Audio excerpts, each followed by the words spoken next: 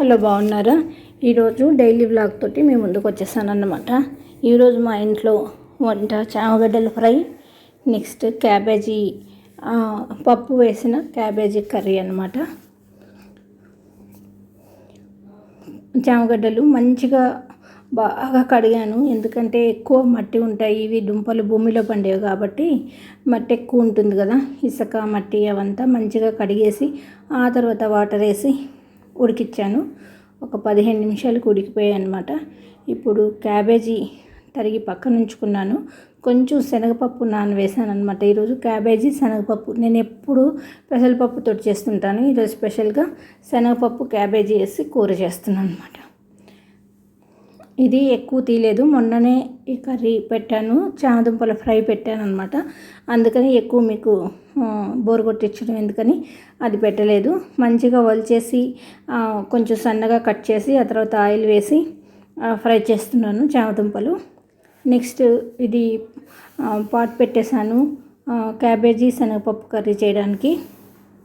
అది ఫ్రై, ఇదేమో ముద్దగా ఉంటుంది కదా క్యాబేజీ కూర, అందుకని ఇది ఈరోజు మా ఇంట్లో ఈజీగా చేసుకునే రెసిపీస్ అన్నమాట. ఆవాలు, శనగపప్పు, మినపప్పు, జీలకర్ర, ఎండుమిర్చి నేను అన్నీ వేసేస్తుంటాను. జీలకర్ర ఫ్లేవర్ అందరూ కూరల్లోకి వేయరు, నేను వేసేస్తూ ఉంటాను అనమాట. ఒక్కొక్కసారి ఒక్కొక్క విధంగా, అంటే తింటే మంచిదే కదా అని. అవిటు మనం కూరతోటి నవలేస్తాం కాబట్టి మంచిదే అనమాట. కొంచెం ఆయిల్ వేసాను, ఇప్పుడు ఇంగు కూడా వేసేసాను. అది హీట్ ఎక్కే లోపల మనం అన్నీ వేసేసాం అనమాట.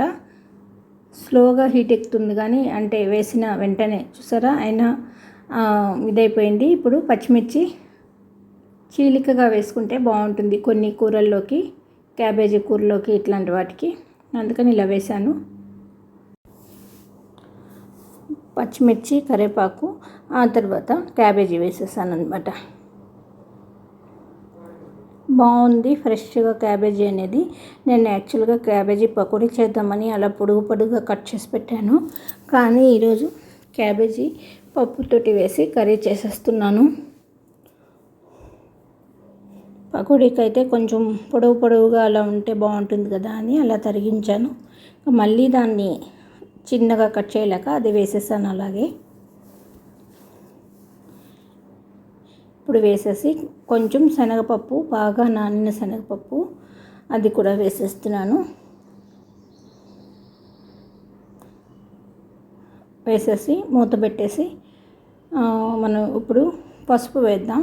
ఉప్పు పసుపు వేసేసి మూత పెట్టేద్దాం. మంచిగా ఉడికిపోతుంది, ఒక 15 మినిట్స్కి ఉడికిపోతుంది. ఎందుకనంటే కొంచెం వాటర్ కూడా వేసాం కదా, అందుకని.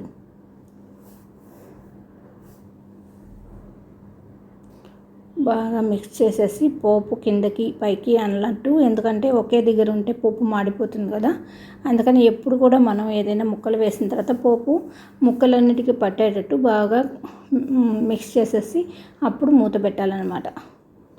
ప్రతి ముక్క ఆయిల్ అంటుతుంది కాబట్టి మంచిగా వేగుతుంది.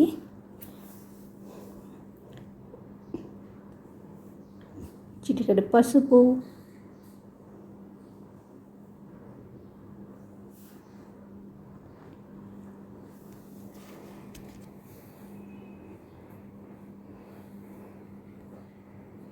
మూత పెట్టి ఉంచుదాం, మంచిగా మగ్గుతుంది. బాగా మగ్గిందనమాట. ఇప్పుడు నేను దాంట్లో కొంచెం కూరపొడి వేసేస్తున్నాను. అంటే శనగపప్పు క్యాబేజీ మంచిగా మగ్గిపోయింది ఈజీగా అనమాట. 15 మినిట్స్ తర్వాత ఇంకో కొంచెం, అంటే మనం ఉప్పు వేసాక వాటర్ అనేది రిలీజ్ అవుతుందన్నమాట క్యాబేజీలో కూడా, ఆకుకూరల్లాగానే. అందుకని కొంచెం ఉప్పు వేసిన తర్వాత మళ్ళీ ఒక 5 మినిట్స్ అలా వదిలేసామంటే మంచిగా ఆ వాటర్ కూడా ఇంకిపోతుంది.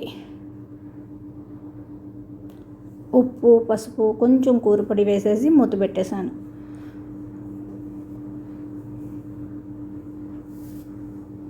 ఇది చపాతీల్లోకి, పూరీల్లోకి, రైస్లోకి అన్నిట్లోకి బాగుంటుందన్నమాట. చూసారా చామదుంపల ఫ్రై ఎంత బాగా వేగిపోయిందో. నేను అలా రౌండ్గా అలా ఉంచేసాను అనమాట. వాటిని స్లైస్గా తరిగాను. కాకరకాయ స్లైసెస్ తరుక్కుంటాం కదా, సేమ్ అలాగే చామదుంపలు కూడా ఒలిచిన తర్వాత అలా స్లైస్ లాగా తరిగేస్తాను. అప్పుడు ఫ్రై చేస్తే మంచిగా వేగుతుంది కాబట్టి. ఇంకా కొంచెం వాటర్ ఉంది యాక్చువల్గా. ఇది కూడా మంచిగా మగ్గిపోతే, పప్పు కూడా ఉడికిపోతే ఒక 20 మినిట్స్ పైన పట్టిందనమాట ఇలా. ఎందుకంటే మనం శనగపప్పు వేసాం కాబట్టి. క్యాబేజీ ఒక్కటే అయితే తొందరగా మగ్గిపోతుంది. నేను ఈ స్టేజ్లో ఉప్పు వేసాను, ఎందుకంటే ఫస్ట్ వేసేస్తే ఎక్కువ వాటర్ అనేది వచ్చేస్తుంది. అందుకని పప్పు ఉడకాలి కదా, పప్పు ఉడికిన తర్వాత ఇప్పుడు ఉప్పు వేసాను. ఇప్పుడు మంచిగా మిక్స్ చేసేసి మళ్ళీ ఒక 2 మినిట్స్ మూత పెట్టి ఉంచితే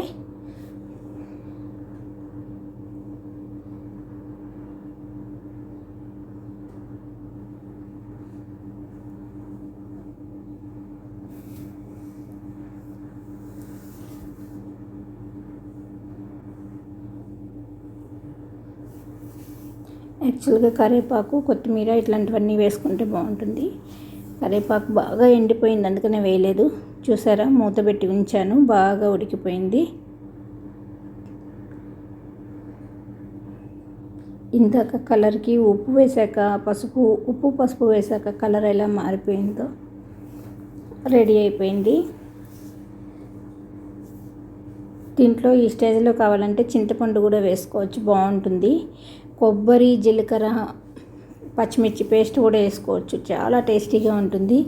నేను ఇది ఇంతే అన్నమాట. కూరపొడి వేసాను కదా, ఇలాగే కూరలాగానే అన్నమాట. అయిపోయింది. ఒక్కసారి బాగా మిక్స్ చేసేసాను. ఇప్పుడు స్టవ్ ఆపినా కూడా అది ఇంకా ఉడుకుతూ ఉంటుంది కాబట్టి ఒక 5 మినిట్స్ అలా ఉంచేసి ఆ తర్వాత నేను టేబుల్ మీదకి తెచ్చేసాను అనమాట. చూసారా, వాటర్ అనేది లేదు, ఇందాక ఎలా ఉండింది. మంచిగా కర్రీ రెడీ అయిపోయింది. అన్నము క్యాబేజీ కర్రీ అంటారు యాక్చువల్గా దీన్ని, ఫ్రై కాదు, చామదుంపల ఫ్రై. ఇప్పుడు మనం అన్నం వడ్డించేసుకుందాం. లంచ్ టైం అయిపోయింది కాబట్టి.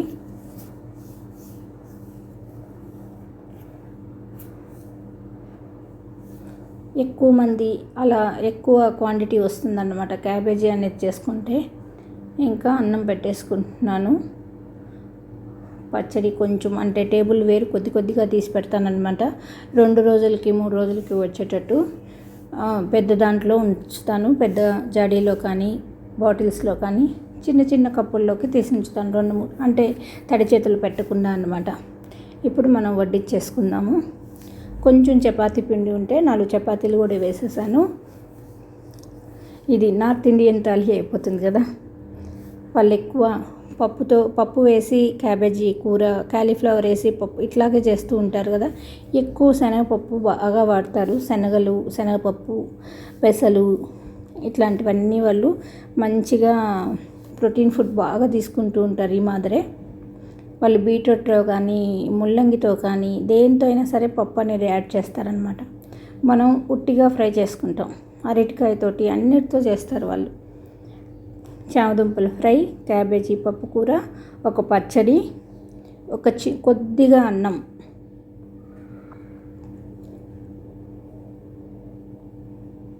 ఉసిరికాయ పచ్చడి అన్నమాట. అసలు యాక్చువల్గా రోజు ఉసిరికాయ పచ్చడి అనేది తింటే చాలా మంచిది. ఒకే ఒక కప్పు అంటే ఆ గెరెట్తో అంతే వస్తుంది, బాగా చిన్న కప్పులాగా, అందుకని అలా వేసాను అంతే. ఎంత బాగుంటుందో ఈ లంచ్ అన్నమాట. ఇంకా అప్పడాలు, వడియాలు లాంటివి ఏవైనా ఉంటే వేసేసుకోవడమే. ఈ వీడియో మీకు నచ్చినట్లయితే లైక్ చేయండి, షేర్ చేయండి, సబ్స్క్రైబ్ చేయండి. థ్యాంక్ యూ అండి. బాయ్ అండి. ఓకే అండి, ఉంటాను మరి.